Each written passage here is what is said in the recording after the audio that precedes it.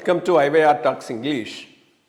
There was a strategic realignment, or let us call coming together of two countries recently, and this was after a major incident involving Qatar and Israel.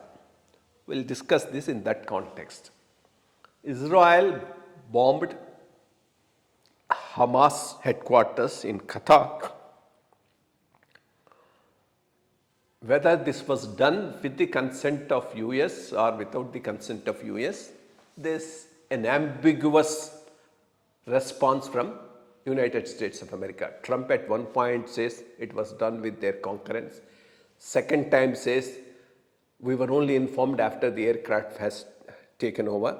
We didn't have sufficient time to warn Qatar. But whatever it is, it's a major issue for two reasons. One, till then, Israel was attacking enemies of USA, whether it was Iran, Syria, Lebanon. But for the first time, their attack was on an ally of USA. Qatar is a place where US has a military establishment. Qatar is aligned with America in terms of strategic military issues.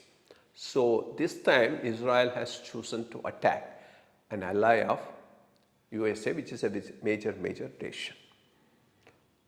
Following that, immediately Pakistan and Saudi Arabia have got into a strategic agreement wherein an attack on one country is considered an attack on the other.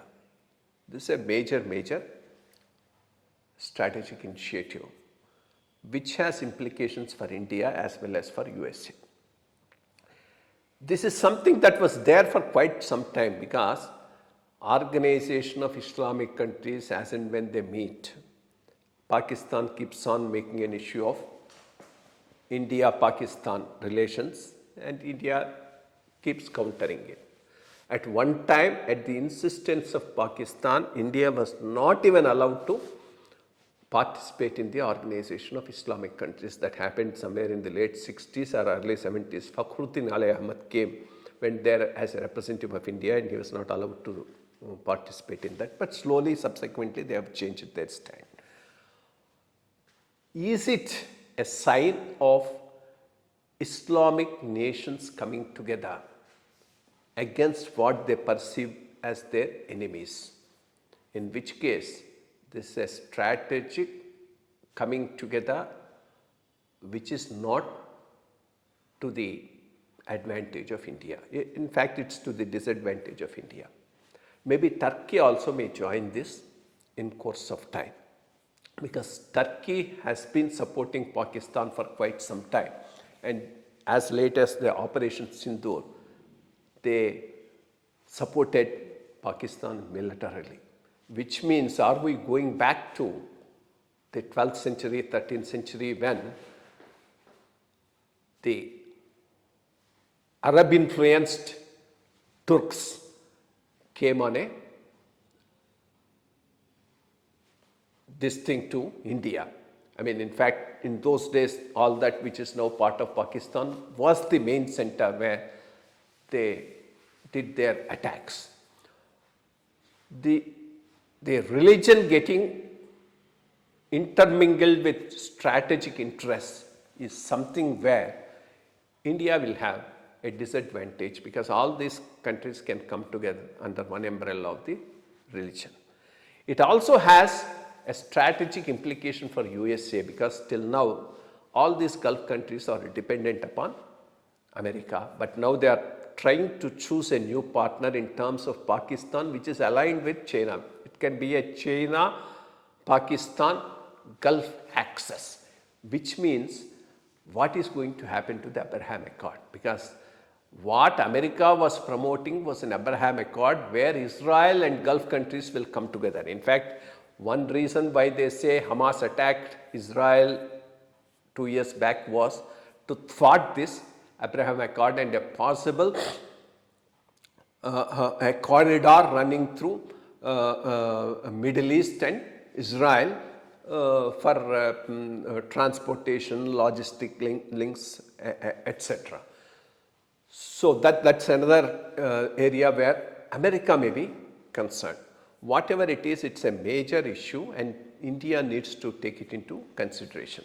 Of course, India has anticipated something like this, because for quite some time in the last 10 years, we have been slowly moving away from over dependence on Gulf oil. When there was this opening of oil from Russia, we are the first one to catch it. That's why even though there is a pressure from America, we are not willing to forsake it, because it's a long-term strategic alignment with Russia, which will make us to that extent independent of the Gulf, because Gulf can any day align itself with Pakistan. Similarly, we are also trying to source our supplies from Latin America, so that we are less dependent on Gulf, which one day or the other on religious considerations can side with Pakistan. So these are the implications of this agreement, strategic agreement that has forged between Pakistan and Saudi Arabia. It has implications not only for India, equal implications for America also. One has to see how this will affect the relations between America and the Gulf countries, America and India, Israel, America and India. Thank you.